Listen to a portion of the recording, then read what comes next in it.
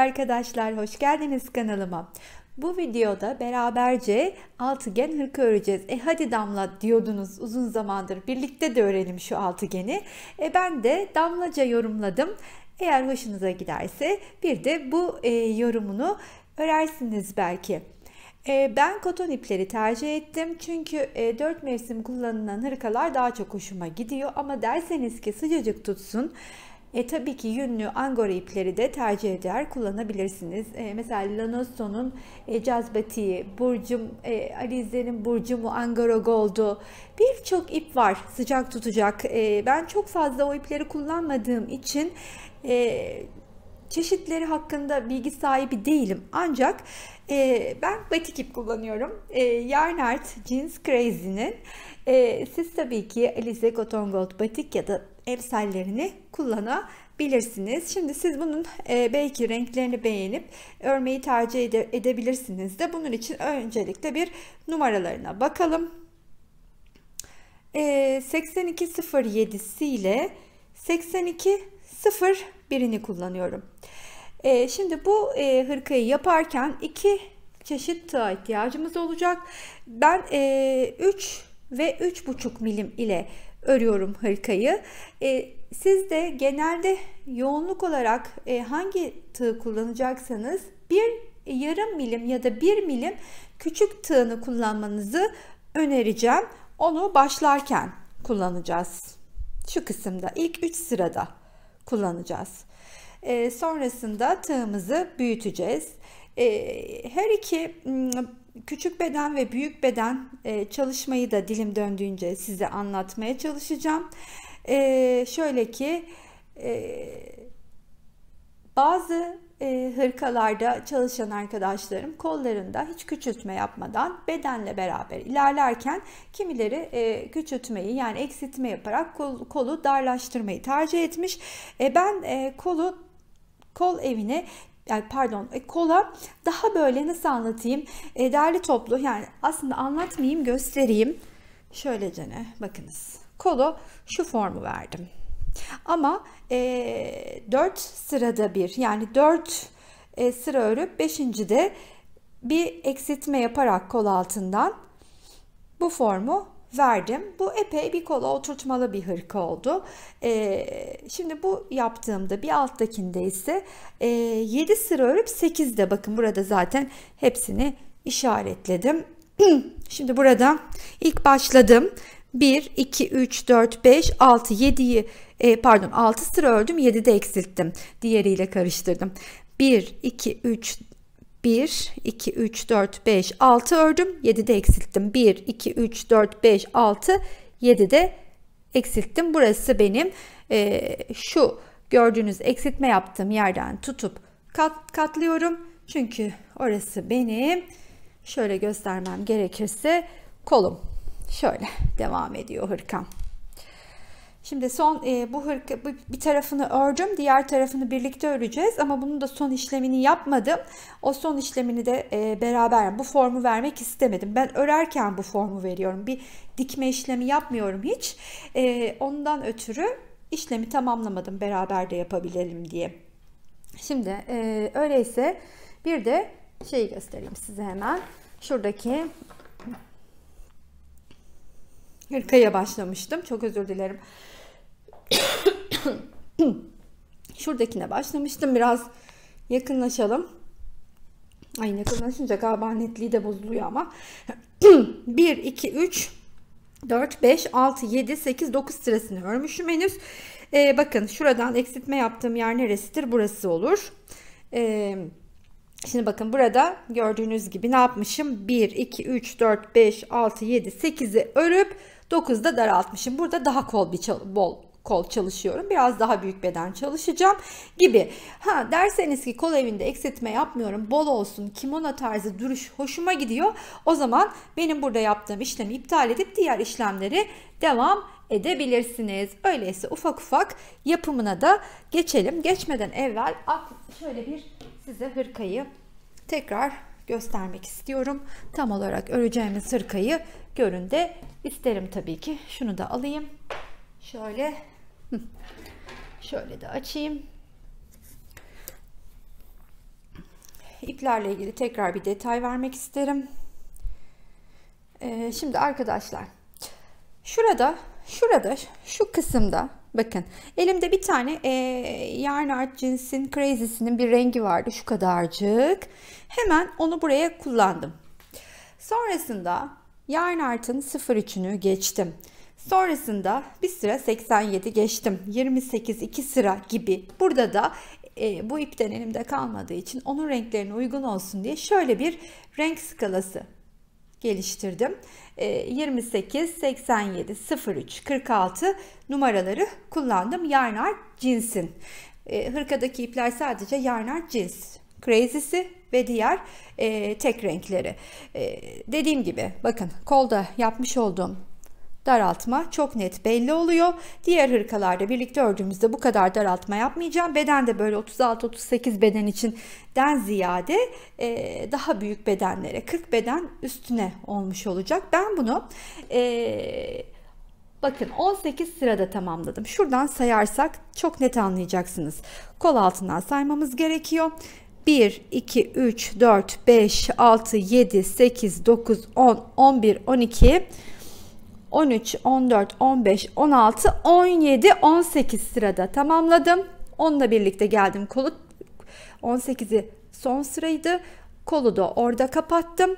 Yani benim buradaki kapatma sıram, burada gördüğünüz ten rengi 87 olan. Daha sonra etrafını geçerken kaç sıra geçmişim? 1, 2, 3 sırada etrafını geçtim. Aynı iki tarafta da aynısını yaptım. Yani 18 sıra ördüm bunda. Dediğim gibi 36, 38, 34 beden arkadaşlarım benim ördüğüm sayı ve sırayla zincirle örerlerse 18 sırada, tabi siz yine de ölçmekte fayda var. Üstünüze tutarak ilerleyin. Bu hırkayı çok rahat üstünüze tutarak ilerleyebilirsiniz bu arada. 18 santim hani sıra diyorum ama şimdi birazdan size ölçüsünü de veririm yapımına geçmeden evvel. Ondan sonra da ufak ufak artık yapımına geçelim. Evet, şimdi şu metrede çok daha ölçü rahat gözüküyor diye bunu aldım. Mezuro biraz silik gibi geldi gözüme. Şuradan tutuyorum. Bakın şuraya kadar, şu benim 18 sırada ördüğüm 21 santime denk geliyor. Şöyle netliyor mu bilmiyorum ama 21 santime denk geliyor burası. Sonrasında ben etrafına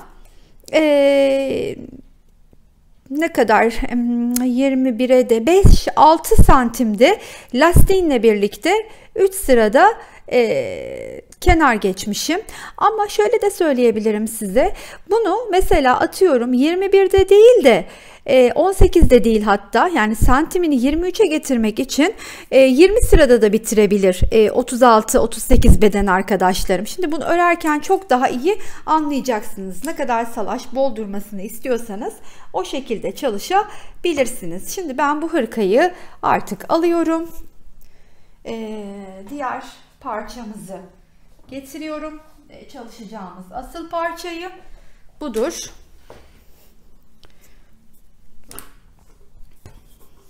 Budur. Şöyle göstereyim. Bu şimdi kaç sırada diye sorarsanız, şimdi bakın tam olarak şuradayım.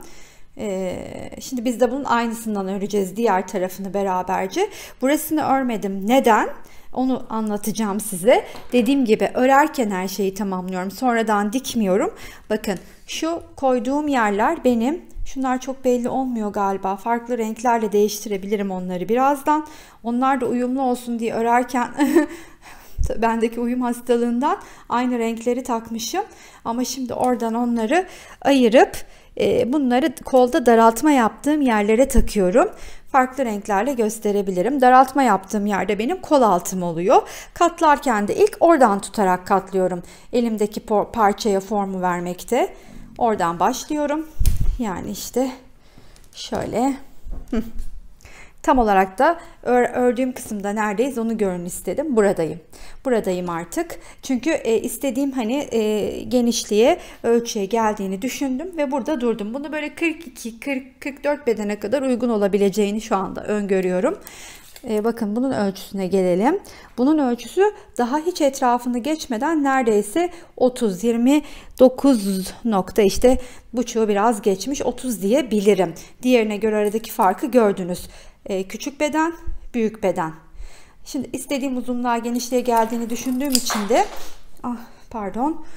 burada durdum. Çünkü bunu artık burada kol evini oluşturmak için yukarıyı birleştireceğim ve burada keseceğim.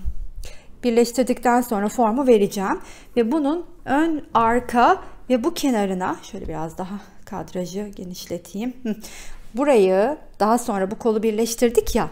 Bu kolu birleştirdik. Kol şeklimiz oluştu. Geriye kaldı 1, 2 ve 3 kenar. Yani şurası açtığımızda burası da bir kenar ya.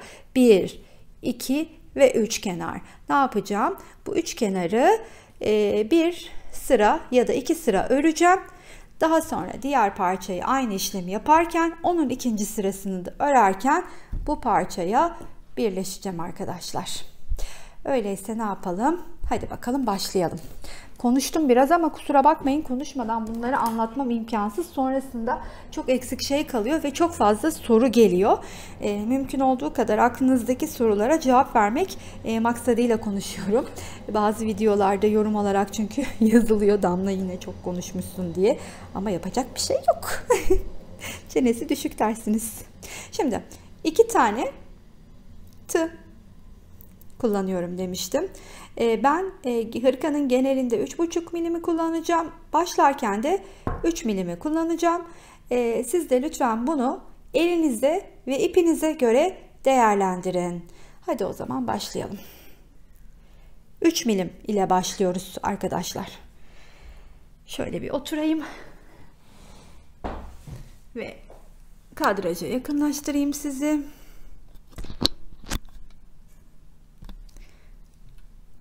Şöyle biraz karanlık mı oldu?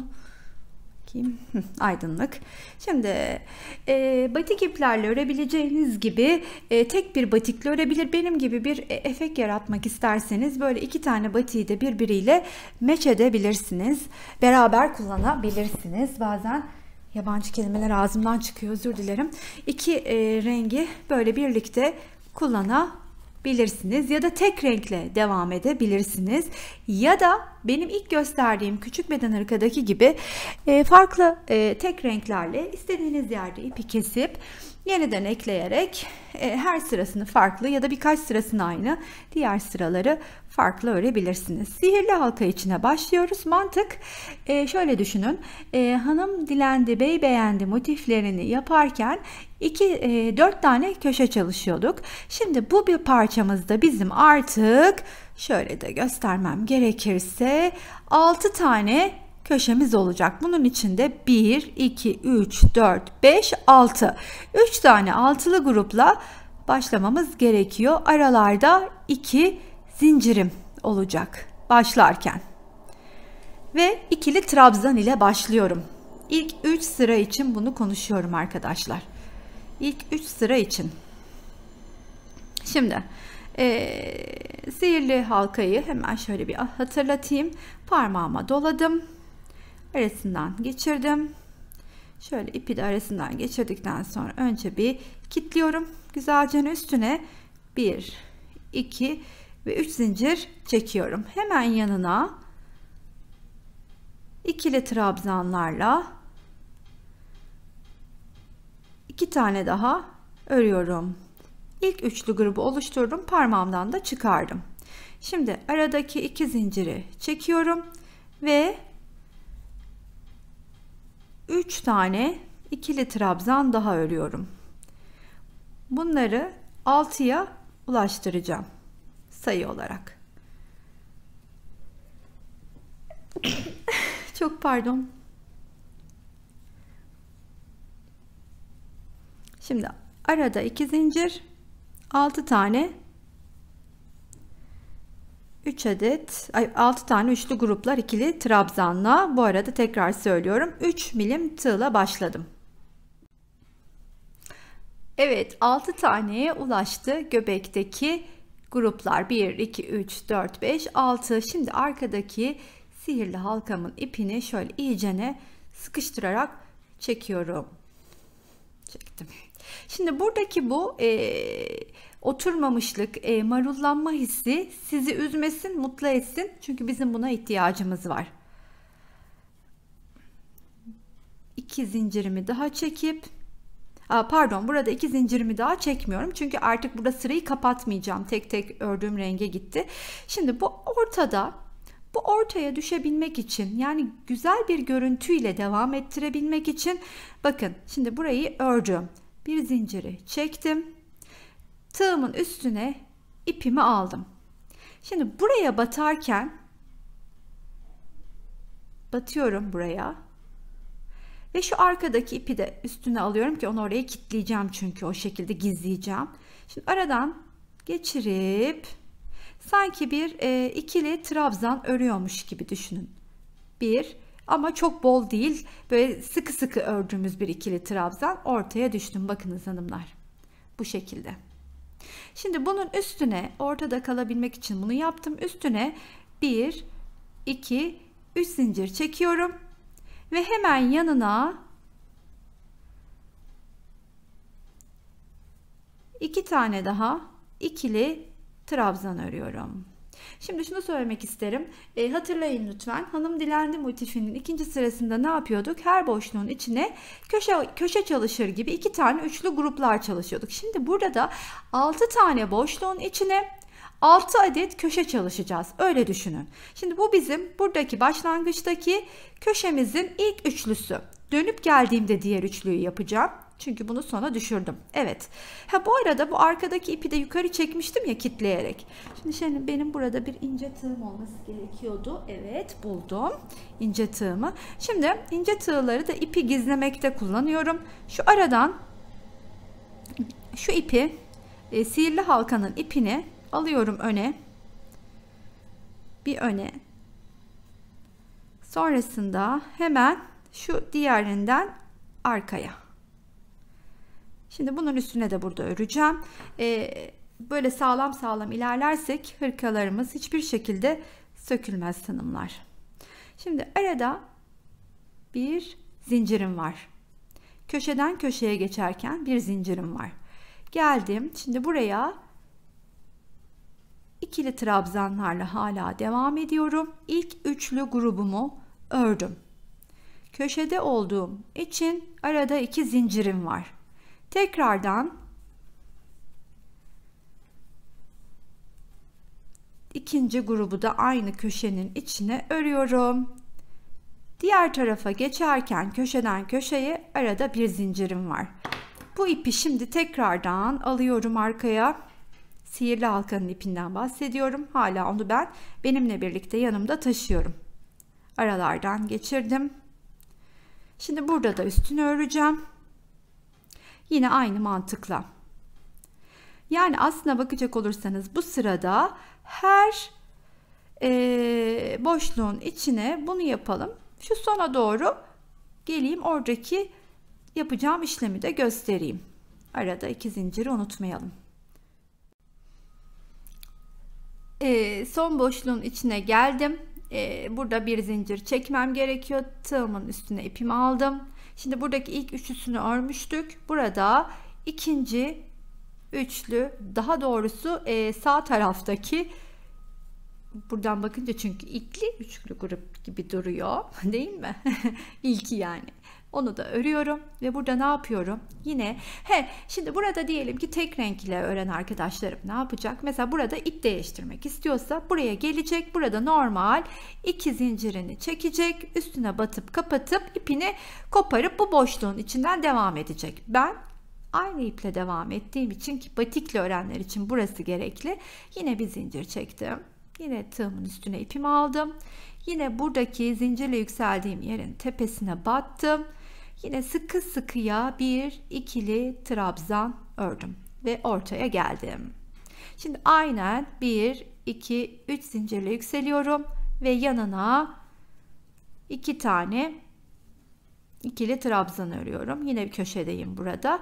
Dönüp geldiğimde bu köşenin yine diğer grubunu öreceğim. Şimdi artık köşeleri yapmaya devam ederken, şimdi burada bir zinciri çektim. buradaki boşluğun içine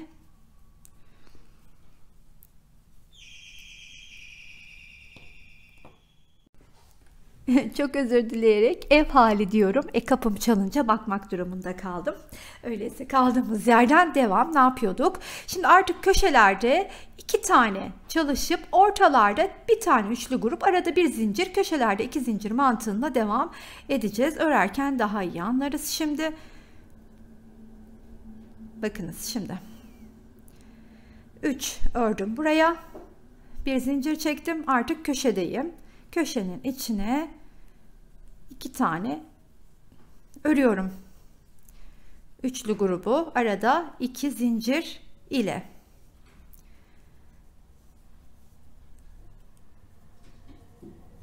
Tekrar bir zincir. Ortadayım çünkü. Bir tane üçlü grup.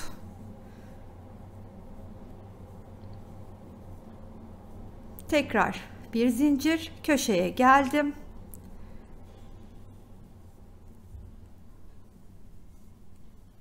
Arada 2 zincir.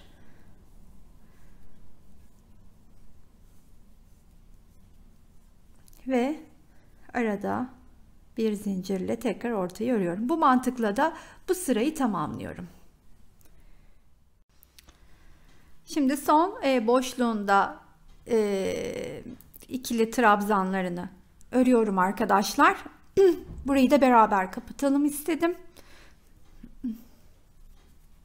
Şimdi burada bir zinciri çektim. Bu köşenin diğer üçlü grubunu örerken artık 3 milim tığımla vedalaşmanın vakti geliyor.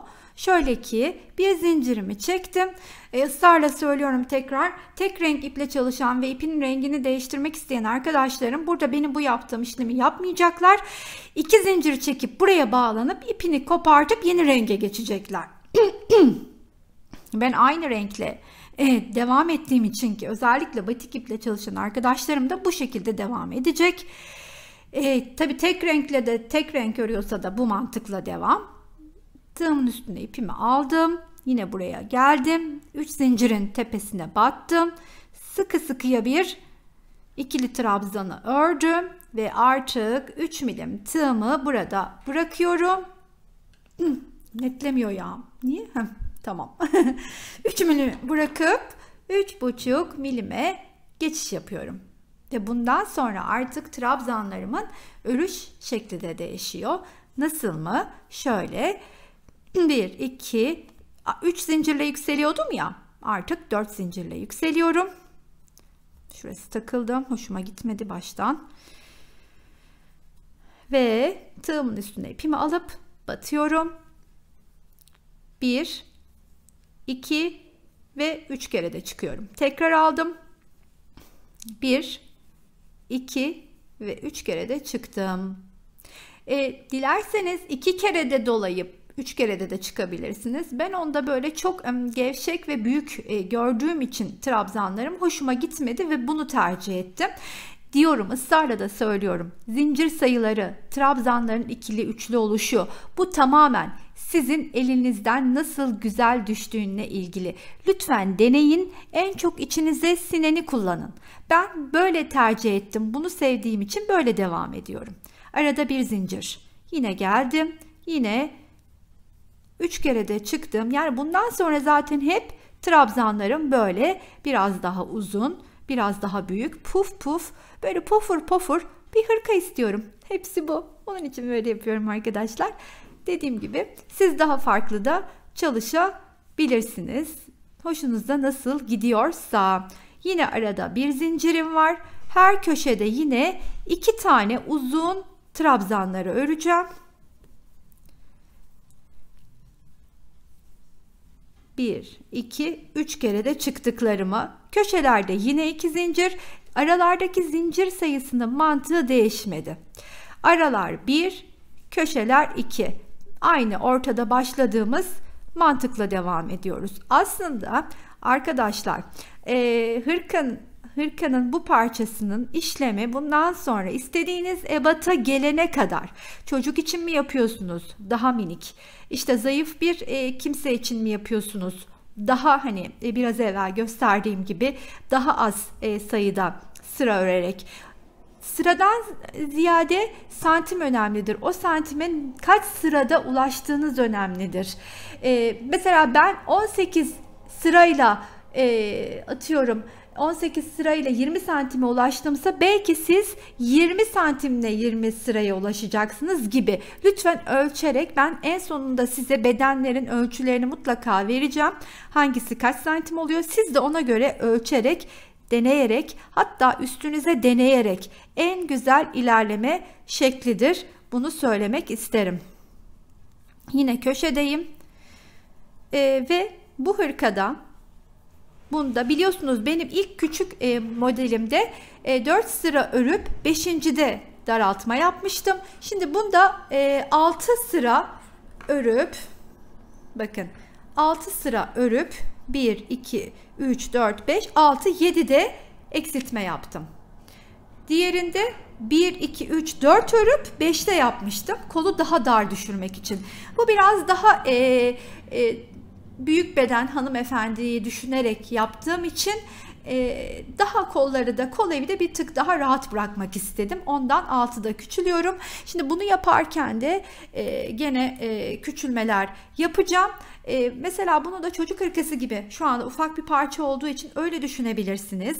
Elimizde minik bir parça var. Yavrunuzun ya da yapmak istediğiniz çocuğun ölçüsünü alıp üstüne deneyerek kaç sırada yapıyorsak, benim bu büyük beden hırka için yaptığım işlemi siz de birebir yavrunuz için uygulayabilirsiniz. Bunu da söylemek istiyorum. Şimdi ne yapacağız? İşlemler hep aynı dediğim gibi. Aralarda mantık çok basit. Hanım dilendi mantığı. Sadece 6 tane köşemiz var. Aralarda bir zincir, köşelerde 2 zincir. Bunu 6 sıra öreceğim. 7'de koldaki eksiltmeyi, daraltmayı oluşturacağım yeri beraber yapalım istediğim için oraya kadar bu şekilde örüp geleceğim.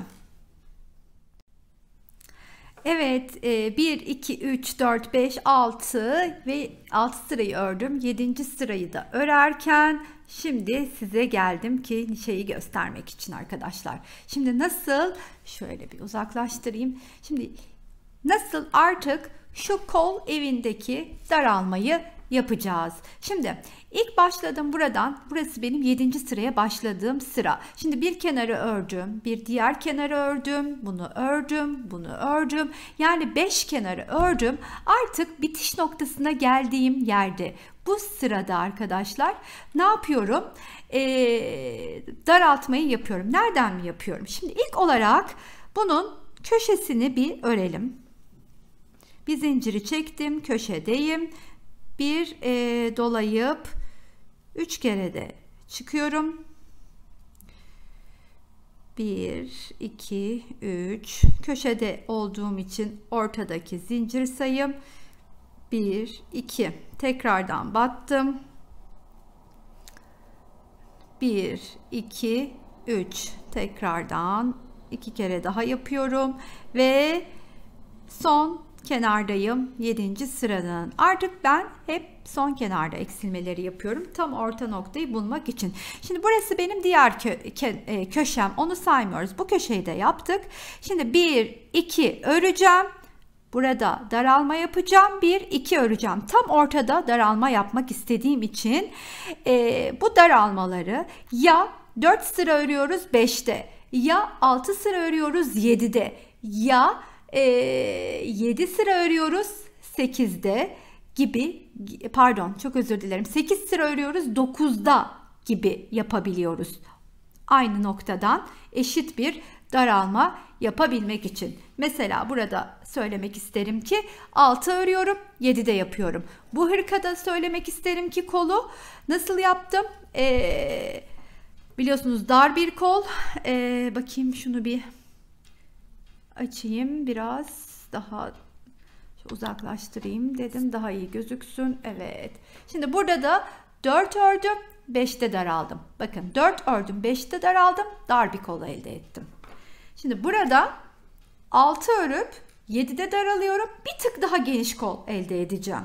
Israrla söylüyorum ki net anlaşılsın, hani kafada soru işareti kalmasın diye. Ne yapıyorum şimdi? Arada bir zinciri çektim. Hemen iki boşluğuma aynı bildiğimiz gibi bir dolduruyorum. Şimdi tekrar bir zincir.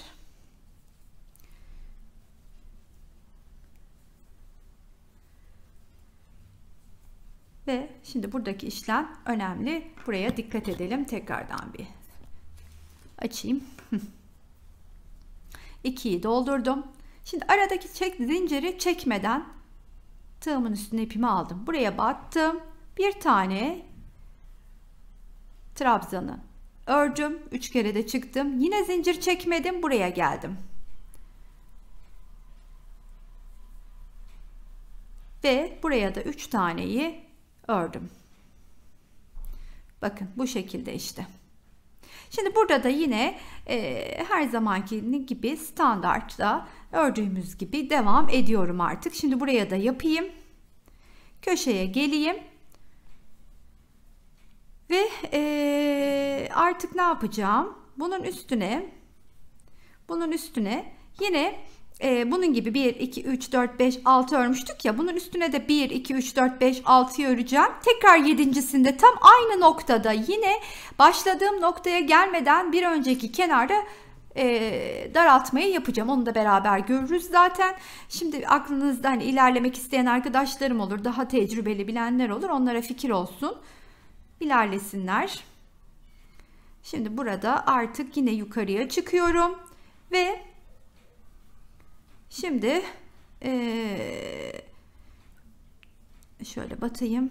Hemen bir yukarıya çıkayım. Batamadım. Buradakiler biliyorsunuz hep kısa trabzanlar, sıkı trabzanlar. Bir sırayı daha öreyim. Yani bir tur daha atayım. Buraya geldiğimde bunun üstüne nasıl öreceğiz onu göstereyim size. Evet, sözünü ettiğim yere kadar ördüm. Şimdi burada nasıl yapacağımızı göstereceğim. Bir zincirimi çektim. Hemen şu boşluğa batıyorum. Şu boşluğa. Yine 3 kere de çıktığım trabzanımı örüyorum. Sonra hemen tığımın üstüne ipimi aldım. Şunun tepesine batıyorum. Burada tek ördüğüm trabzanın tepesine yine 3 kere de çıktığım trabzanı yapıyorum. Hemen yanındaki boşluğa bir tane daha örüyorum. İşte aynı bu şekli vermiş oldum. Sonrasında da şuraya hemen işaretleyicimi takıyorum. Üstüne işaretleyici nasıl olur ya? İşaretleyicimi taktım. Üstüne 1, 2, 3, 4, 5, 6 sıra çıkacağım. Yani burası gibi 1, 2, 3, 4, 5, 6. Bunun üstüne de çıkacağım. 7. de aynı işlemi yine yapacağım. Aynı yerde bunun üstüne denk gelecek. Yani artık aslında bundan sonra yapacağım işlemler hep aynı. Onun tek tek her anını çekmemin zaten hem imkanı yok hem de çok da hani gerek olmadığını görüyorsunuz bilen arkadaşlarım için de. Şunu daha bir şöyle kamerayı yapayım. Daha biraz aşağıya kaymış.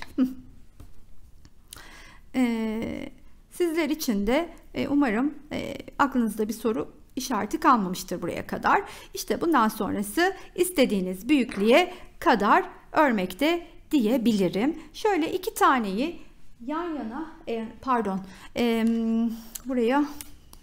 şuraya koymuşum. Bu iki taneyi bunun gibi iki parçayı örüp ondan sonra yan yana koyup gerekli işlemlerimizi yapacağız. Ama ilk olarak dediğim gibi bunu istediğiniz ebata kadar ne kadar büyütmek istiyorsanız atıyorum 42-44 beden çalışacak olan var, 36 çocuk için çalışacak olan var. Dediğim gibi ben bunu 18 sıra örüp ilk gösterdiğim hırkada yaptığım gibi olduğunda 34, 36, 38 bedene uygun yaptım. Bu ne demek oluyor? Demek ki 18'i 10-12 gibi yapsam hani şöyle 5-6 yaş çocuğuna uygun düşer diye tahmin ediyorum. Ben çocuk bedenlerini çok fazla bilmediğim için benim kız oldu 22 yaşında, takdir edersiniz ki ben unuttum artık kaç yaşında hangi beden oluyorlar, nasıl oluyorlar. Ölçü alarak çalışmayı tercih ediniz lütfen. Siz de ölçün. Zaten hani çocuklarda da yaş farkı yaş farkından ziyade boy, kilo farkı oluyor. Önemli olan o detaylar. Şimdi ben ne yapacağım? Bunu öreceğim. İstediğim, yani bu forma getireceğim. Hemen göstermek istiyorum. Şunu biraz yukarıya da alalım. Kadrajımızı da genişletelim. Şöyle. Gördüğünüz gibi benim amacım artık bunu bu kadar büyütmek. Yani şu ayraçların olduğu yeri bir bulalım. İşte burası 1, 2, 3. 3 kere keserek 22 sıraya ulaşacağım. Ondan sonra 22 sıraya ulaştığımızda tam buraya geldiğimde sizlerle buluşacağım. Nasıl işlemler yapmamız gerektiğini göstereceğim. Evet arkadaşlar, iki parçayı da 22 sıraya kadar ördüm. Sadece 1, 2 ve bu 1 ve 2 köşesini örmedim. Buraya kadar geldim. Aynen diğer parçada da aynısını yaptım. Şimdi orada ne gibi bir işlem yapacağımı göstereceğim size. Tekrardan bir özet geçmemiz gerekirse şöyle hemen bir yakınlaşalım bir miktar. Ne yaptık? Ortada göbeği ördükten sonra 6 sırada bir eksiltme yaptım. Gösterdiğim gibi 1, 2, 3, 4, 5, 6 eksildik. 1, 2, 3, 4, 5, 6 eksildim. Şimdi burayı da geçince işlemi tamamlamış olacağım. Nereden katlıyorum? Bakınız burada yer işaretleyicileri koyduğum kısımdan katlıyorum. Hemen şöyle tutuyorum, katlıyorum. Ve böylelikle formunu vermiş oluyorum. Şimdi burada da kaldı ördüğüm yer. Çünkü ne yapacağım? Böyle birleşerek kol evine kadar geleceğim. Sonrasında kol evinin de etrafını örüp tamamlamış olacağım bu parçayı. Sonra ne yapacağım? Onu da göstereceğim tabii ki.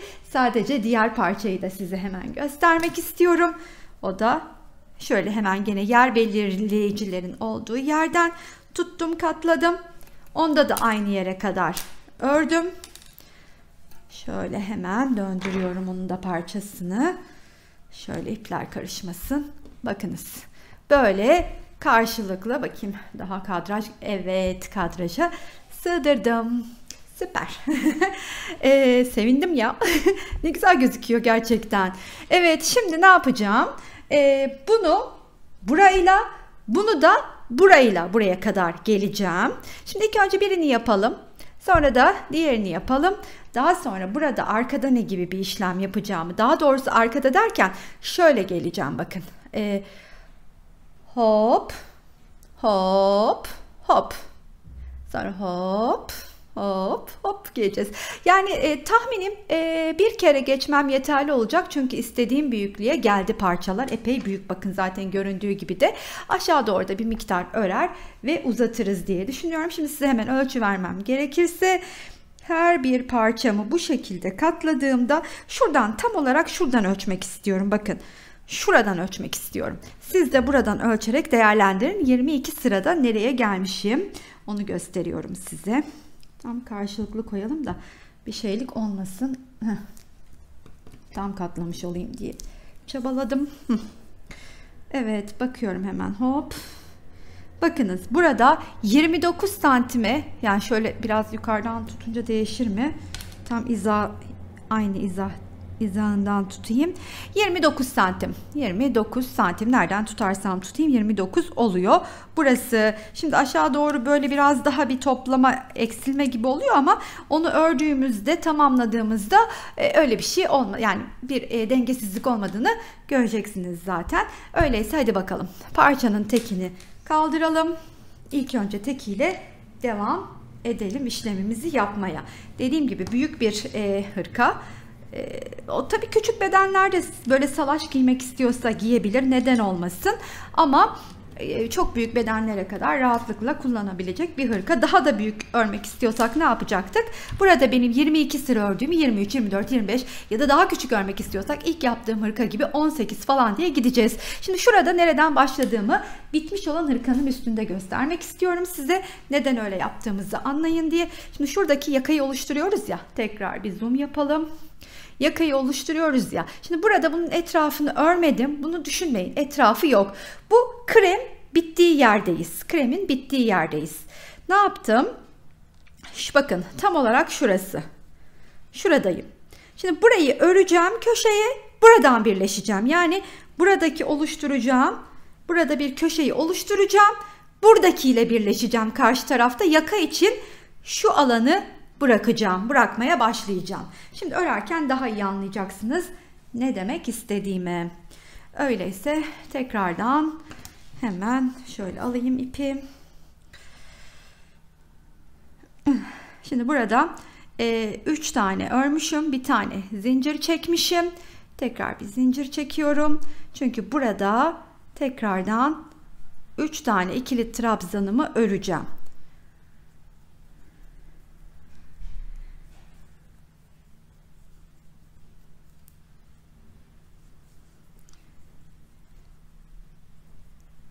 Kaçırmasam. Tekrar bir zincir çekeceğim ve artık kolu oluşturmaya başlıyorum. Burada birleştirirken, yani burada yakalı bir hırka örmek istediğim için bu işlemi yapıyorum. Eğer yakalı değil de normal bir hırka örseydim bunu yapmayacaktım. Belki onu da öreriz daha sonra eğer isterseniz tabii ki. Şimdi bunu atlıyorum. Karşısındaki denk gelen bu noktayı böyle ördüm. Şimdi burası denk gelen nokta. Burada hani ip karşılıklı motifleri birleştirirken nasıl yapıyordum? Aynısını burada yapıyorum. Burada bunu kilitledim. Şimdi tekrar göstereceğim. Buraya 3 taneyi örüyorum.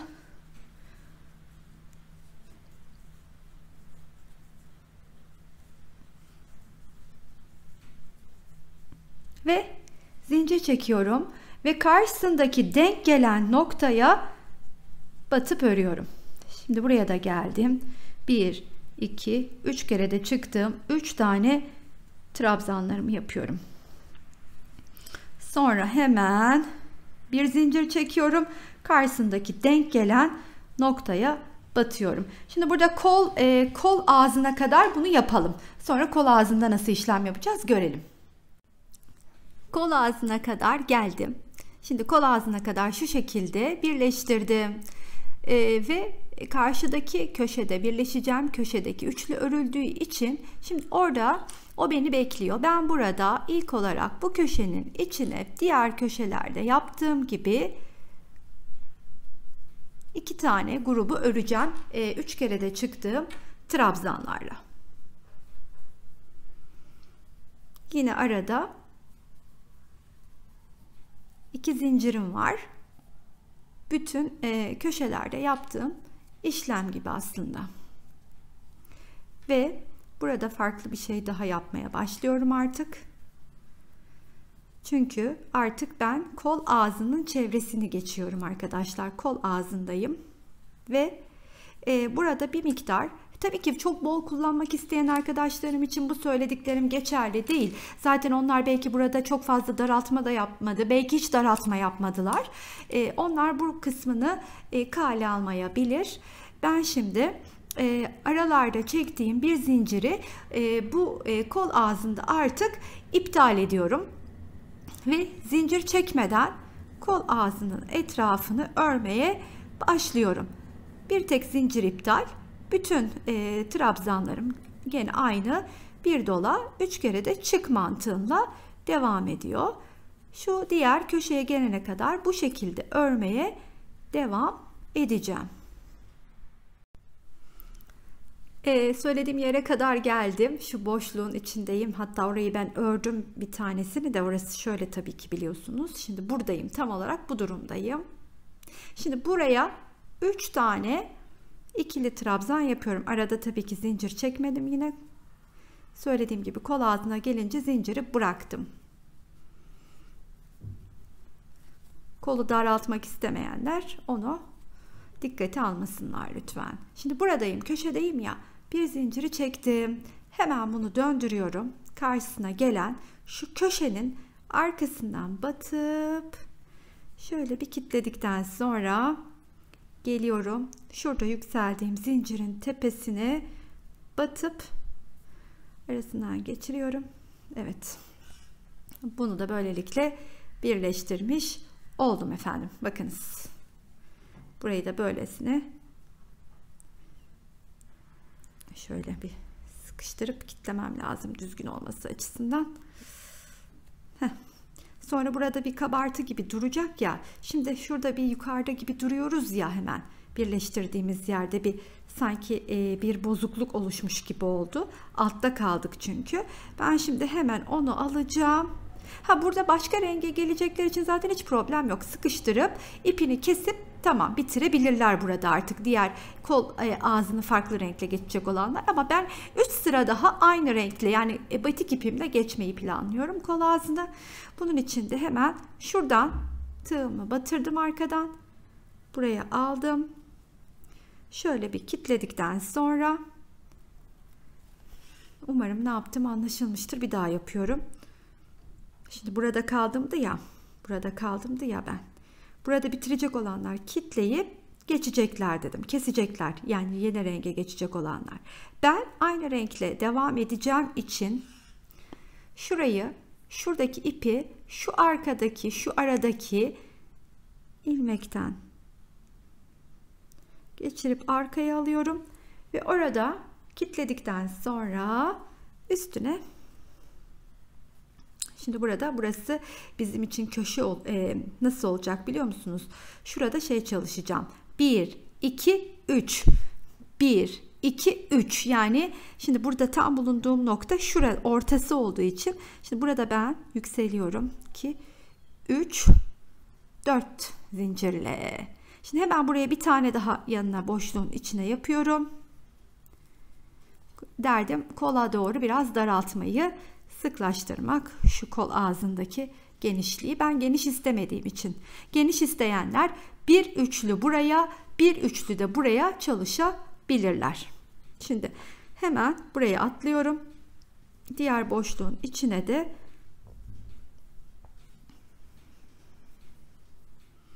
üç tane örüyorum. Şöyle döndüreyim de rahat görünsün. Her boşluğun içine gene 3 tane öreceğim. Sona kadar bu şekilde, yani başladığım yere kadar geleyim. Şu başladığım yeri nasıl toparlayacağız göstereyim. Her boşluğun içine aynı işlemi 3 kere yaparak kol ağzındayız. Kol ağzının ilk turunu döndüm. Bakın şurada başlarken hani bir atraksiyon yapıp yükselmiştik ya şu kısımda tam. Şimdi ne yapıyorum burada? Hemen geliyorum. Bu köşeye bir tane üçlü trabzanımı örüp buradaki ilk yükseldiğim dörtlü zincirle oluşturduğum bacağın içine batacağım ve batamadım. Kalın tığla örüyoruz ya, zor oluyor. Battım ve hemen şimdi bulunduğum yerde tekrar üstüne yükseleceğim. Biraz netleme problemi var sanırım ışıktan ötürü. Şimdi burada tekrardan 4 zincirle yukarı çıkıyorum. Hemen buradaki şu trabzanın tepesine de batıp, çok özür dilerim.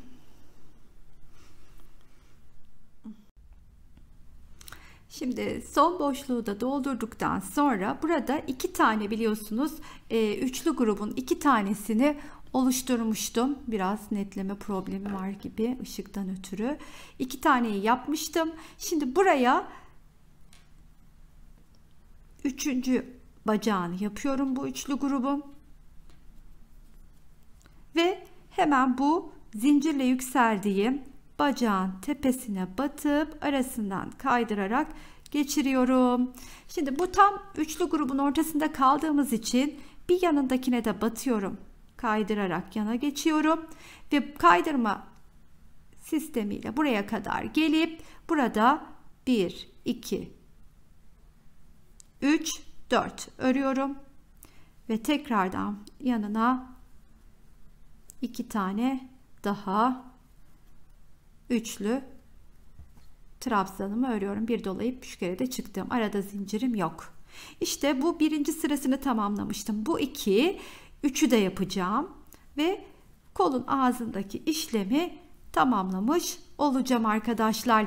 Lastik öncesi işlemi diyeyim.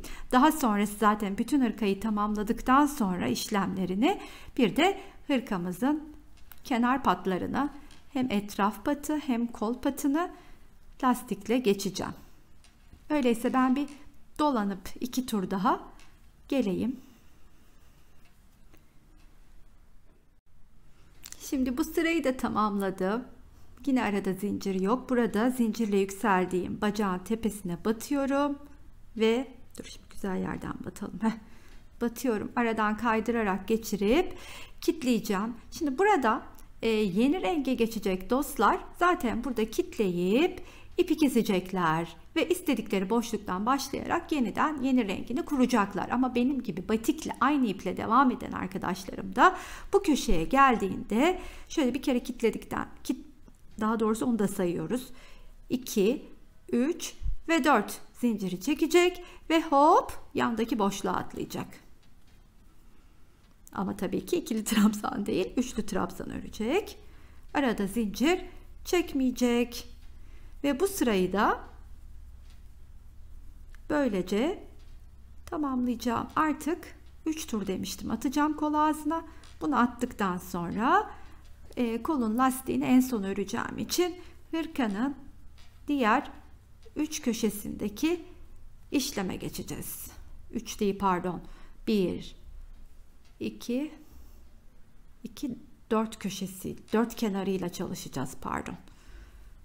Durdu kafam. Yayınca daha iyi anlarım. Ben bunu bir geçeyim. Geleyim. Yine sonuna kadar geldim. Şurada zincirle yükselmiştim ya. Şimdi o boşluğa batıyorum. Hemen bir taneyi yapıyorum. Sonra ikinciyi yapıyorum. Ve üçüncüyü de buraya, üçüncü içinde bu yükseldiğim zincirin tepesine batıp aradan geçirip şöyle bir güzel, ipim de bitmişti, kilitliyorum. Evet, şimdi size kolu göstermem gerekirse şayet şöyle bakayım, şeyden ötürü biraz kadrajı genişletemedim. Hemen şöyle genişletelim biz de. Hop. Bakınız şöyle ben de yükseleyim. Şöyle. Evet. Kolu şu şekilde toparladım. Şimdi kolun ağzına sıra lastik örmekte. Lastiği de örünce zaten şu görüntüyü elde edeceğiz bilekte. Ben çok seviyorum bunu. Ona da uygulayacağım. Şurası da gördüğünüz gibi şöyle oldu. Şimdi artık ne yapıyoruz arkadaşlar? Hırkamızın etrafını geçmeye başlıyoruz. Şimdi ilk olarak diğer parçanın da kolunu birleştireceğim. Sonra bunun, bakınız şimdi bir şöyle biraz yükseleyim biraz daha, hop. Şimdi şöyle de tutarsam daha iyi olacak galiba. Evet. 1, 2 ve 3 tur atacağım. 1, 2, 3 kenardan bahsediyorum. Şimdi bu bir kenarını şuradan başlayacağım. Hop geleceğim, öreceğim. Tekrar böyle. Batik ip olmadığı için ipimi hiç koparmayıp tersinden öreceğim. 3 kere bunu yapacağım. Normal ip kullananlar, her sırada renk değiştirenler, tavsiyem ipini kopartıp düzden de örebilirler. Ama ip batik olduğu için tersi düzü zaten hiç belli olmayacak. Öyleyse etrafını geçmeye başlayalım. Şimdi örme yönüm bu olduğu için şu köşeden takacağım. Geleceğim. Pardon, özür dilerim. Şurayı tur attırmamam gerekiyor. Bakınız şimdi. Şuradan şöyle ve şöyle dönmemiz gerektiği için şimdi benim örme yönüme göre alıyorum. Hiç ip kopartmadan bir şuradan takacağım. Böyle geleceğim. Tam turlu, yani tam tur değil aslında, 3 kenarlı tur atacağım. Sonra geri dönüp devam edeceğim. Nasıl olduğunu şimdi size göstermek istiyorum. Hemen ilk önce bir ilmeğimizi çıkartalım. Sonra hemen şöyle tığımın üstüne ipi aldım. Şuradaki yaka için ayırdığım boşluğun içine battım ve 3 kere de çıktım. bacağımı örüyorum. Aynı boşluğun içine 2 tane daha yapıyorum.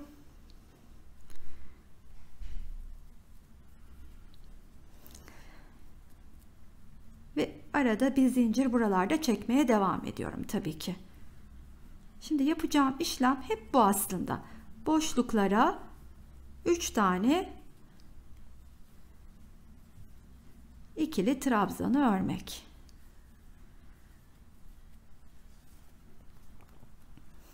Şu köşeye kadar geleyim. Aslında köşede de hep aynı işlemi yapacağım ama usulen orada da göstereyim. Bir de ters dönüşümüzü nasıl yaptığımı gösteririm. Beraberce o kısmını da geçmiş oluruz net bir şekilde, akılda soru işareti kalmadan. Bir parçaya ne yapıyorsak arkadaşlar, diğer parçaya da aynısını uygulayacağız. Hiçbir farkı yok. İki parça da birbirinin aynı teknikleriyle, işlemleriyle devam edecek. Örmesi keyifli. Çıkan sonuç güzel. Bence örülmeye değer bir hırka olacak. Ben o zaman dediğim yere kadar bir geleyim. İlk kenarda aşağı kadar indim. Şimdi köşenin ilk üçlüsünü yaptım. 2 tane zincirimi çektim. Köşede yine aynı işlemi yapıyorum. Aslında hiçbir farkı yok ama tekrardan yine de göstermek istedim. Diğer köşede de aynı işlemi yapacağım. Yukarı kadar bu şekilde sonrasında çıkacağım. Çıktığım noktada da artık bir tur geri döneceğim tersten. İp koparacak arkadaşlar, kesecek arkadaşlar orada ipini kesip yeni rengi takıp düz de örebilirler. Israrla söylüyorum, hani gözden kaçmasın diye. Şimdi bunu böyle nereye kadar öreceğimi göstereyim tekrar size. Hemen şöyle bakın. Şimdi bu şu tepe yakanın şurasından başlamıştık ya, geldim böyle gidiyorum. Şimdi buraya da geleceğim. Bu köşede de aynı işlemi yapıp yakanın diğer tarafında bitireceğim. Oradan döneceğim. Buraya kadar geri gelmeye. İkinci sırayı tamamlayacağım. Sonra üçü de tamamlayıp bitirmiş olacağım. Şurada tekrar dönüşü de göstereyim. Diğer tarafa tam tur döndüm. Üç kenarı geldim. Şimdi buradayım. Yani bunun tam karşısındayım. İkiye ayırmıştık ya. Burada da gene bir zinciri çekiyorum. Bu köşenin içine bir tane üçlü grubumu örüyorum. Şimdi bunu burada artık ipi koparmayacağım. Yani yeni renge geçmeyeceğim için ipi koparmama gerek yok. Hemen burada 1, 2, 3, 4 zincir çekerek döndüreceğim. Aradaki zincir de var 5. Şimdi burada yeni renk takacak arkadaşlarım ise bunu tersini yine diğer tarafa geçip ilk başladığımız noktaya geçip, yani buraya gelip buradan batıp zincirle yükselip benim burada yaptığım işlemin aynısını yapacaklar. Şimdi dönüyorum ve hemen 5 zincir çekmiştim. Şuradaki boşluğun içine, ilk boşluğun içine bir üçlü grubumu örüyorum.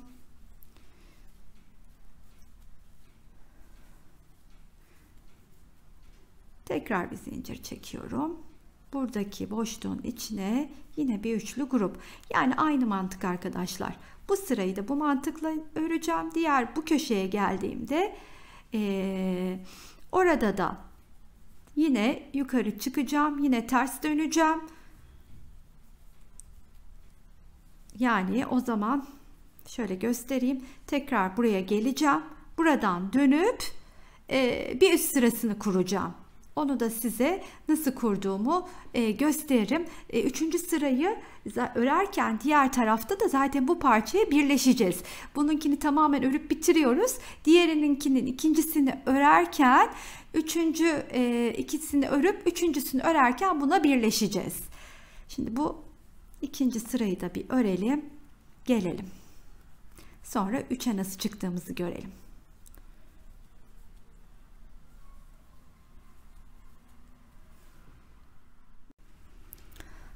Şu son boşluğu da bu ikinci turda doldurdum. Şimdi burada ne yapıyorum? Bir zinciri çekiyorum. Hemen bu ilk trabzanın tepesine batıp 1, 2, 3 çıkıyorum. 1, 2, 3, 4 zincir çekip tekrar döndürüyorum. Artık 3. ve son sırayı öreceğim. Bu boşluğun içine 2 tane daha, 3 kere de çıktım. Ay, kaçırdım arkadaşlar. 1, 2, 3. 1, 2, 3. Arada bir zincir ve son sıradayız arkadaşlar. Bunu da bitirelim. Sonrasında hemen diğer parçayı birleştirip üstten kol ağzını geçeceğim. Onun da etrafını bu şekilde geçip 3. sırasında bununla birleşmeye geleceğim. Öyleyse ben bu sırayı bitireyim. Beraberce bitirelim. Devamını örelim beraber. Bu parçanın 3 sırasını tamamladım. Daha doğrusu 2 sırasını birlikte ördük. 3'ü yaparken de en son dedim tamamlayıp geleceğim. Buraya kadar geldim ve bitirdim. Diğer parçanın ise etrafının 2 sırasını geçtim. Şimdi buraya geldim. Sıra 3. sırayı örmekte. 3'ü örerken de bu arka 2 kenarı birleştireceğim ve arkasını oluşturmuş olacağım. Nereden nereye kadar birleştiriyorum onu göstermek isterim. Bakın şimdi buradan başlayacağım. Tam karşısındaki denk gelen noktaya birleşerek aşağı doğru eklerken, motif eklerken birleştirme tekniği gibi öreceğim aşağıya kadar. Aşağı kadar ördükten sonra burası için hemen diğer ırkayı alıyorum. Şimdi bakınız bunun arkasını da döndürüyorum size. Aynı sistemi burada da uyguladım.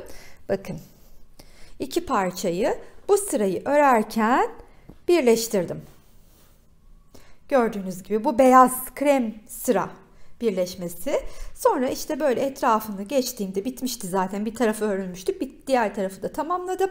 Ve hırkayı biliyorsunuz 18 sıra küçük beden ördüğüm için kısa kaldı. Ve gördüğünüz gibi aşağısını da epey bir, yani kaç sıra geçmişim? 1, 2, 3, 4, 5, 6, 7, 8 sıra geçmişim. 3 sırada lastiği var. Bu şekilde de tamamladım. Siz de dilerseniz şöyle göstereyim, 2 hırka arasındaki uzunluk farkını da görün diye. Bakın neredeyse şöyle söyleyeyim size, şöyle bir fark var. Ne kadar?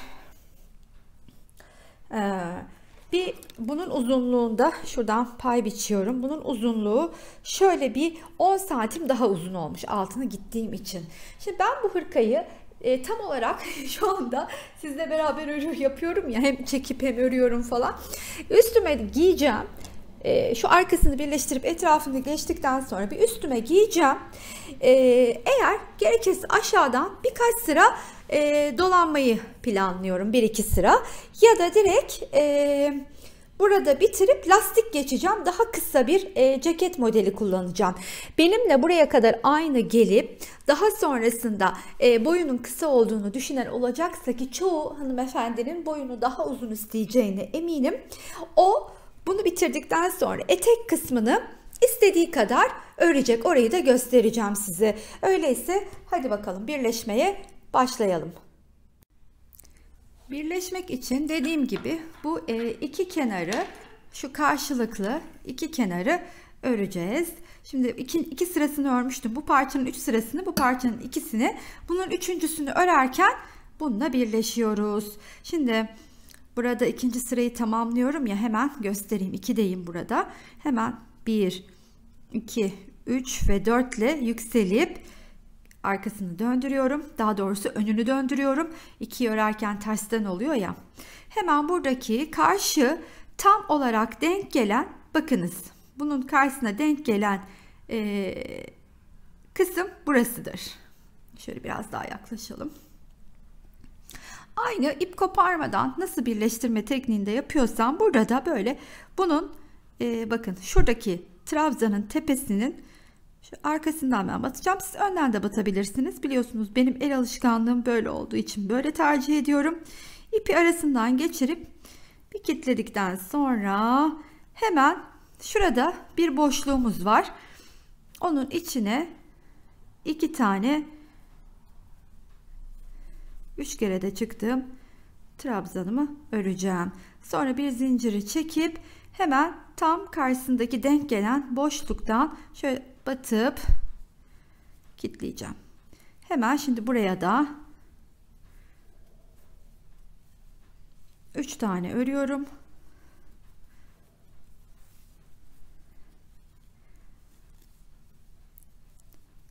Bir zincir çekiyorum ve karşısında hemen denk gelen boşluğa. Böyle bu sırayı, bu kenarı karşılıklı birleştirdiğimde arkası hırkamın oluşmuş sırt kısmını birleştirip hırkanın aslında formunu vermiş oluyorum. Bir zincir. Şöyle göstereyim nasıl gittiğini arkayı. Bakınız böyle işte birleşiyoruz. Öyleyse bunu şuranın sonuna kadar aynı sistemle birleştirerek geleyim. Burada ne yapacağız göstereyim. Burada gördüğünüz gibi sonuna, yani aşağıya kenarın, birleşme kenarının sonuna doğru geldim. Şimdi burada gene köşedeyim ve 3 tane bir dolayıp 3 kere de çıktığım trabzanımı ördüm. Burada bir zincir çekiyorum. Şuraya bakın, şuraya batacağım.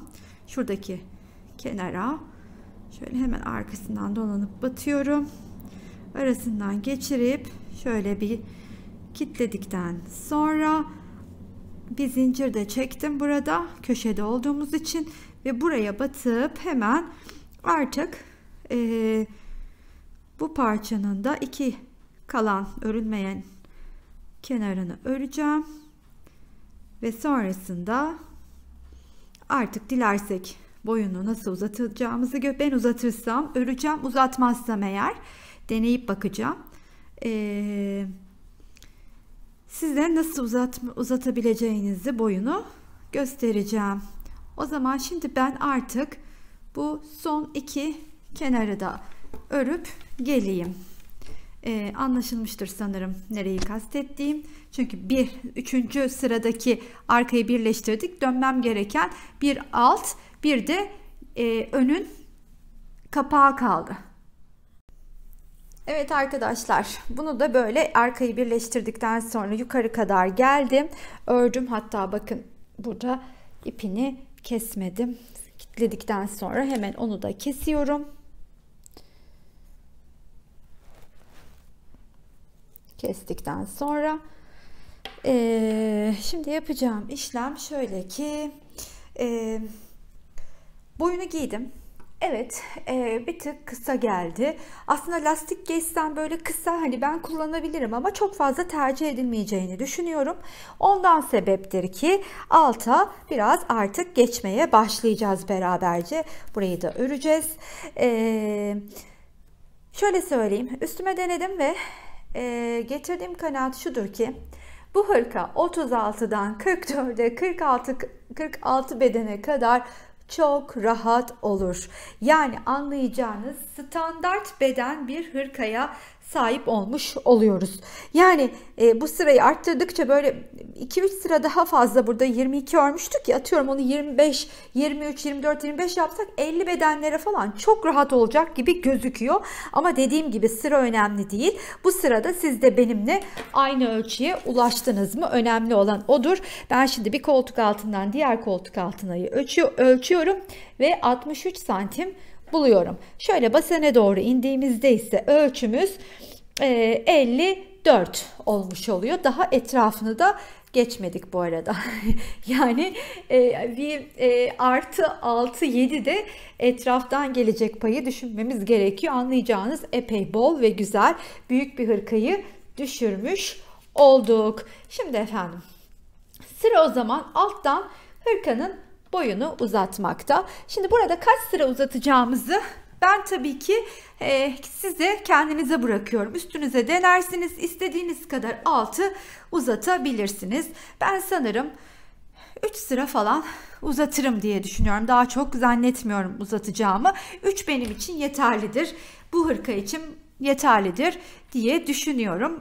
Bunun için de yine hemen ilmeğimi çıkartacağım ve bir kenarından hırkanın şöyle şöyle mesela şurası nereden başlayayım? Önünden başlasam sanki daha iyi olacak gibi. Burada kolun da bir tarafını yaptım da onu da göstereceğim en son size patı nasıl geçeceğimizi. Şimdi şuradan hemen batıp bir ilmek çıkartıyorum. 1 2 3 3 kere de çıktım, ilmeğimi çıkarttım. 1 2 3 1 2 3 arada bir zincirim var. Bununla beraber işte dediğim gibi 3 sıra böyle her boşluğun içine örerek tamamlayayım. Bu sırayı böyle öreyim. İkinci sıraya da nasıl yükseldiğimizi size göstereyim. Yani tersini döndürüp ip koparmadığım için böyle düz dörmem gerekiyor. Buradan ikinci sıraya nasıl çıkış yaptığımızı bir sonraki sırada göstereceğim. Şu ikisinin birleştiği, yani arkadaki iki büyük parçanın birleştiği tam o noktaya geldim.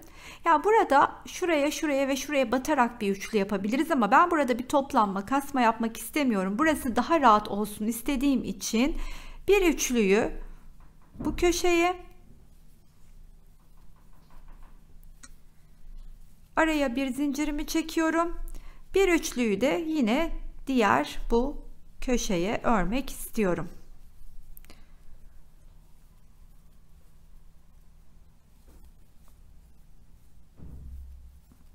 Şöyle göstermem gerekirse burayı bu şekilde yapıyorum arkadaşlar. Size de söylemek istedim. Tabii siz yine deneyin elinizden nasıl güzel düşüyorsa, içinize nasıl siniyorsa.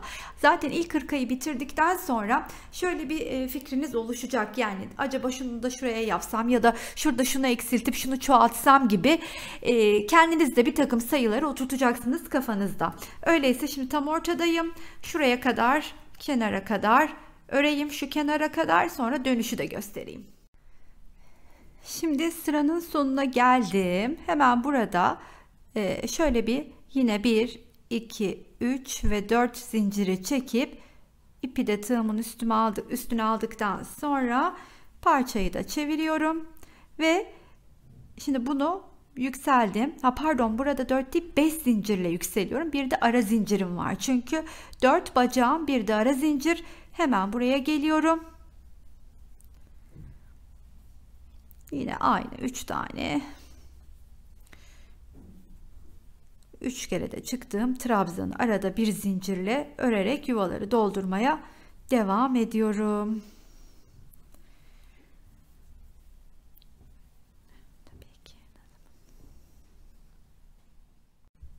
İkinci sıranın da sonuna geldim. Bir zincirimi çektim. Şimdi burada başlarken oluşturduğum trabzanın tepesine batıp bir trabzan daha örüyorum. Ve burada 1, 2, 3, 4 zincir çekiyorum. Dönüyorum. Ve hemen buradaki boşluğun içine 2 tane daha bir dolayıp 3 çıktığım trabzanlardan örüyorum. Arada da bir zincirim var. İşte ben 3 sıra uzatmaya karar verdim. Benim için artık bu sıra son sıra. Dediğim gibi siz lütfen üzerinize deneyin ve istediğiniz uzunluğa kadar örün. Ama etrafını lastik de öreceğiz. Lütfen bunu da dikkate alın. Lastiği de planladığım 3 sırada tamamlamak. Ama dediğim gibi hani ben öyle tercih ettiğim için tabii ki siz dilediğiniz sırada örebilirsiniz lastik kısmını da. Öyleyse bunu da tamamlayıp artık lastiğe geçelim. Evet, benim için artık son sıranın son boşluğu. Bir zincir çektim. Buradaki boşluğun içine de 3 tane 3 kere de çıktım trabzanımı örüp artık boyunu burada bitiriyorum. 3 sıra uzatarak. Dediğim gibi siz bu sırayı dilediğiniz kadar uzatabilirsiniz. Ben 3 sırada tamamladım. Şimdi artık etrafının ve kolunun patına geçebiliriz. Hemen şöyle biraz yükselelim. Şöyle bir gösterelim hırkamızı da ne alemde olduğunu görelim.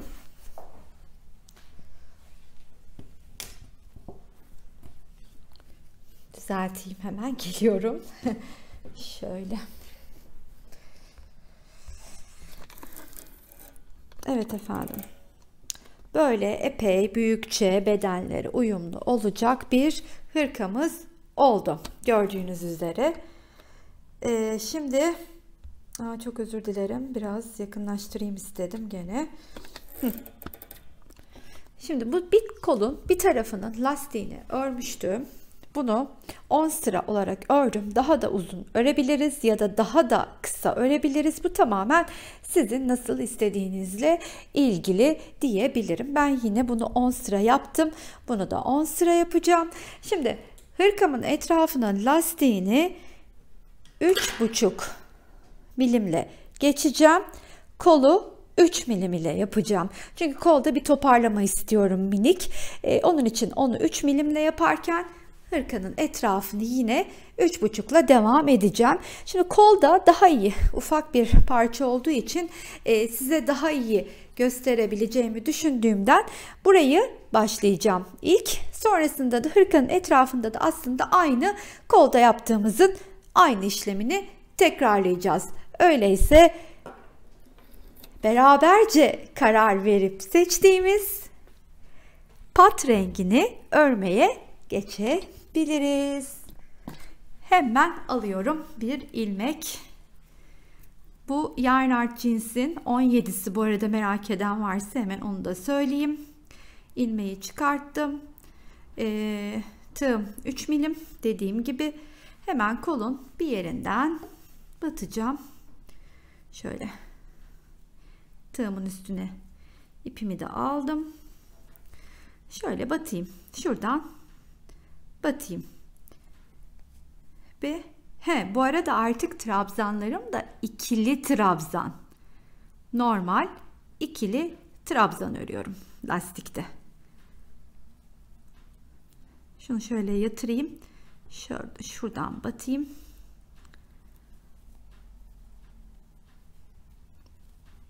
Onun da üstünü öreyim. Yani ne yapıyorum? Anladığınız üzere her bir trabzanın tepesine ikili trabzan örüyorum. Zaten lastik örmeyi bilen arkadaşlarım ki birçoğunuzun artık bunu bildiğini düşünüyorum. Bunu uygulayacaklardır kola da, hırkanın etrafına da. Bilmeyenler için de bir kez daha geçmiş olalım beraberce. Her bir trabzanın üstüne ikili trabzanları örüp tamamlayalım bu sırayı.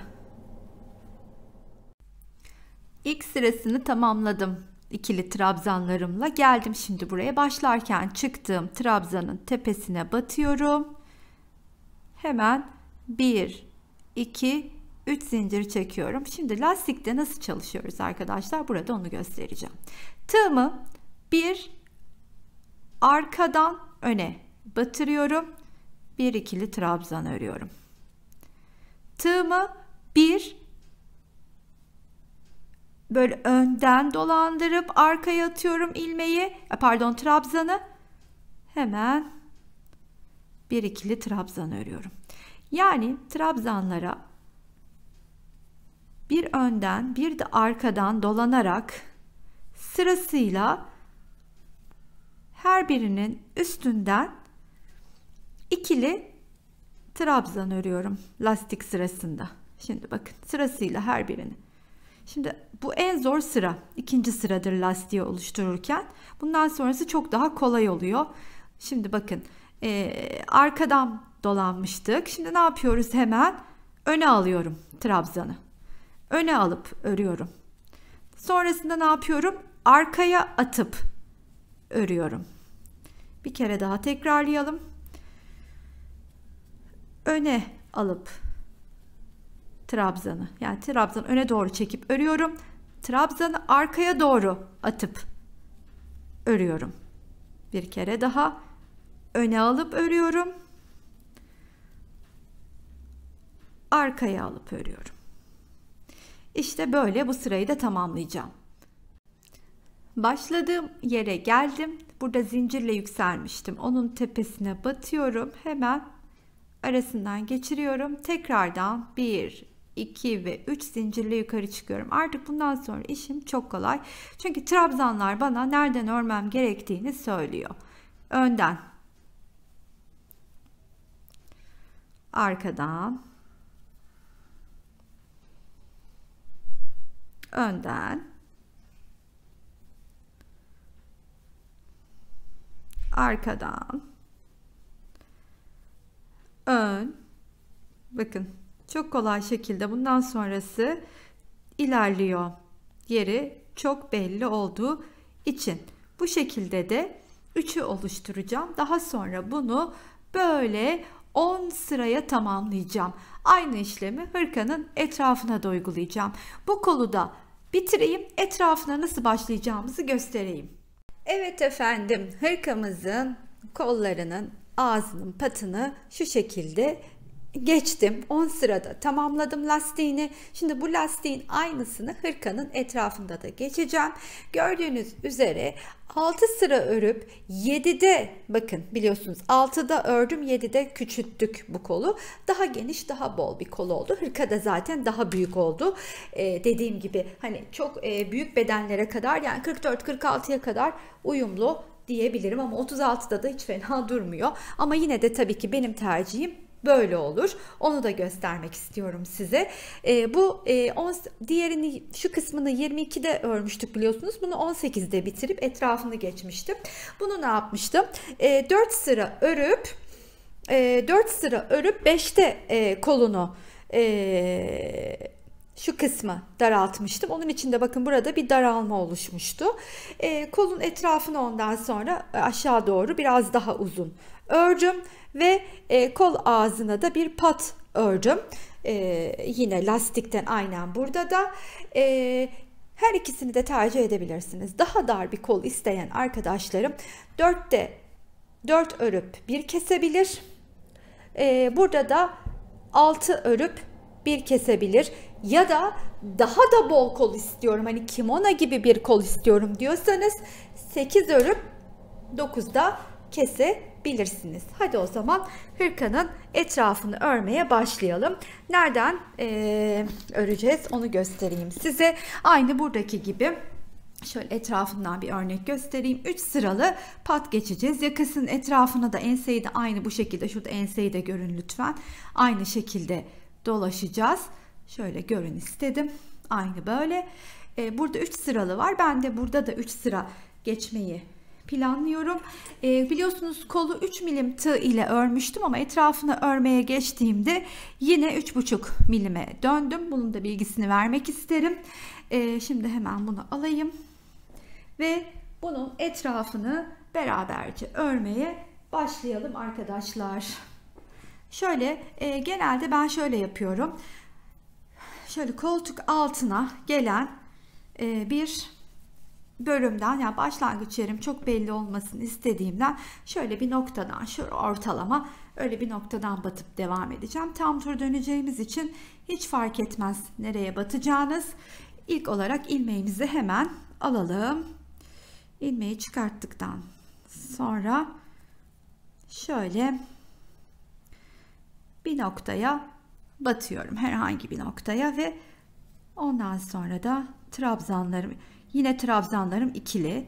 Tığım 3,5 yaptım ama trabzanlarım ikili ve her bir trabzanın tepesine ikili bir trabzan örüyorum. Böyle. Şurada arada bir zincir olduğu için boşlukları da örüyorum. Ve trabzanların üstüne bu mantıkla devam edeyim. Şurada enseye geldiğimizde nasıl geçeceğimizi beraber görelim.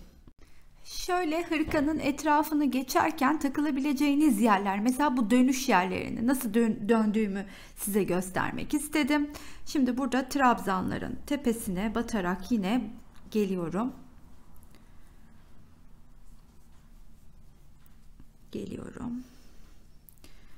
Aslında şurada elimde örnek de var. Onun üstünde de bakayım, belli oluyorsa bir görün isterim.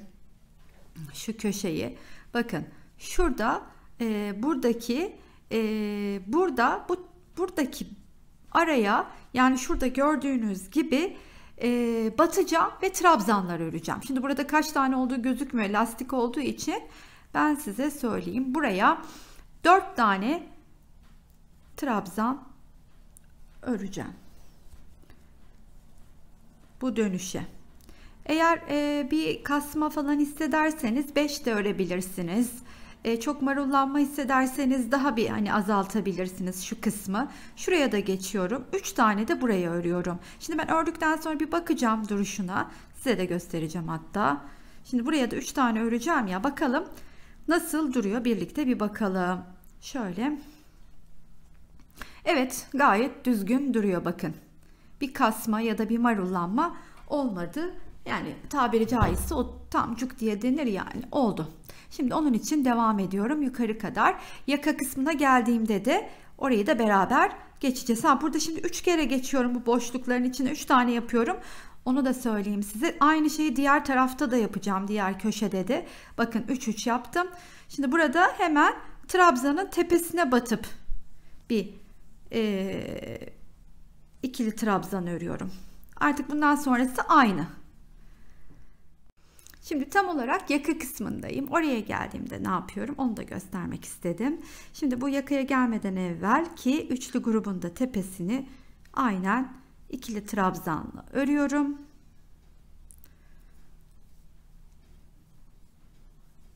Ve buraya döndüğümde de köşede yaptığım gibi bunun da içine 4 tane ikili trabzanımı örüyorum.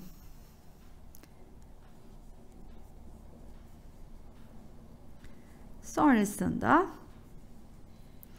tekrar bu boşlukların içine, boşluklara geldiğimiz vakit böyle trabzanlı kenarlar, oraya 3 tane ikili trabzan yapıyorum. Aynı şekilde burada da öyle. Bakınız buraya da şu an dediğim gibi hala yakadayım.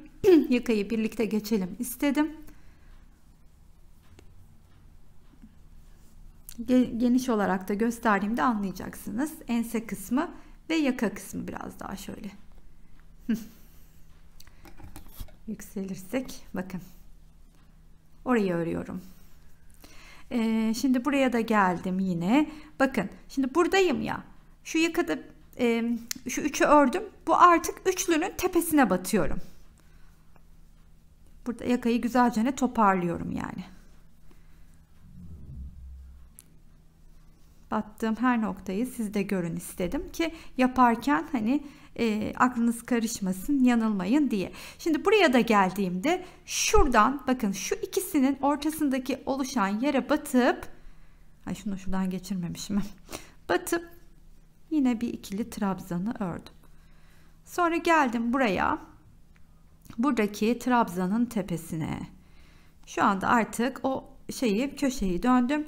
Şurayı da böyle geçmiş oldum. Göstereceğim tekrardan. Biraz öreyim, daha iyi anlaşılacak. Şu an arka kısmındayız. Şimdi şuraya geldim. Bakın bu üçünü ördüm. Burada köşe var ama hani sizi yanıltmasın. Siz hemen buradaki boşluğun içine örün. Devam edin. Bu arada tabii hani elinizden bu kısımlar nasıl güzel düşüyor, biraz da onunla da ilgili. Ben böyle minik minik toparlama yaparak, yani şu yakadaki ovalliği verdim. Bu önde kalacak kısım. Şimdi enseye doğru dönüyorum. Aynen devam. Bunun içine gene şöyle alayım, üstünü öreyim bari.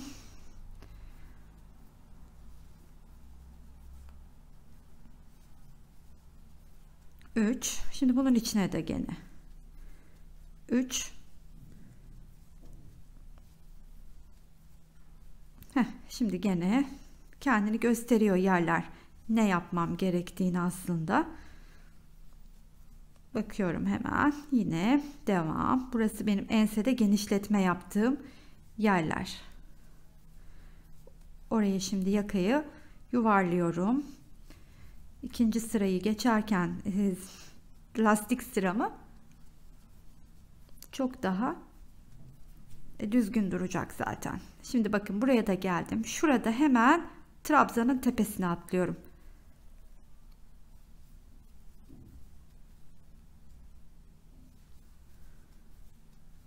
Şimdi burada da ne yapıyordum? Şu ortaya batıp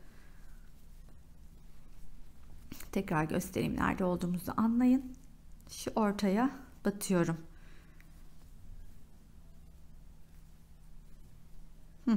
Şimdi yine trabzanların tepesine.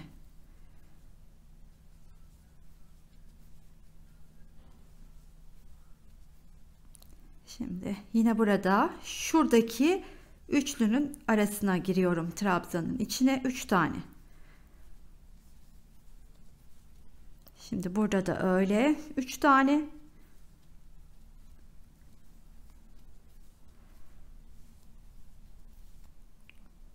Şimdi diğer yakayı da dönüyoruz. Buraya da batıyorum. Buraya da biliyorsunuz köşeye yuvarlamaya 4 tane yapıyorum.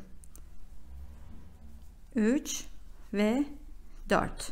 Sonra hemen bunun tepesine batıp trabzanların tepesine örmeye devam ediyorum. Bundan sonra böyle bir atraksiyon, böyle bir kısım yok. Her trabzanın ve boşluğun tepesine bir ikili trabzan. Ondan sonra da zaten bildiğiniz gibi aynı kolun çevresinde yaptığım lastik kısmına geçeceğim. Onu da size göstereceğim zaten. Nasıl başladığımı. Sonra ben artık 2 sırayı tamamlarım. 2 sırayı tamamladıktan sonra da hırkamızı da tamamlamış olacağım. Yine en sevdiğim kısma yaklaşıyoruz. İlk turu ikili trabzanlarla geçtim, tamamladım. Şimdi başladığım trabzanın tepesine batıyorum. Aynı kolda yaptığımız işlem gibi ilk önce 3 zincirle yukarı çıkıyorum ve bundan sonra her bir trabzana önce arkadan dolanıyorum. Yani trabzanı bu şekilde öne alıyorum. Sonra geri alıyorum. Ve böyle bu sırayı da tamamlayacağım. Yani bundan sonra hiçbir değişiklik yok. Altta ördüğüm her trabzanın üstüne lastik sıramızı kuracağım ve hırkayı tamamlayacağım. Evet efendim, finaldeyiz. En sevdiğim kısımdayız. Hırkamızı tamamladık. Dileyen, isteyen tabii ki buharını, ütüsünü de yapabilir. Daha düzgün dursun istiyorlarsa. Ben şu anda hiç gerek duymuyorum. Gördüğünüz gibi genelde hiç ütü yapmıyorum. Beni takip eden arkadaşlarım biliyor. Şimdi gelelim bu hırkaya. Kaç ip kullandığımıza. Şimdi küçük beden için maalesef elimde, hemen onu da göstermek istiyorum ki size, elimde var olan kuşağı açık iplerle ilerlediğim için size adet veremiyorum. Ama şöyle söyleyeyim, 500-550 gram civarı bir hırka bu. O kadar. Ve 38 bedene kadar uyumlu. Gördüğünüz gibi.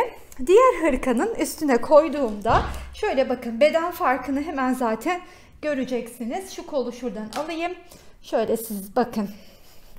Şöyle beden farkını görüyorsunuz. Dediğim gibi bu işte 34-36 bedene kadar, 34-38 bedene kadar uyumlu.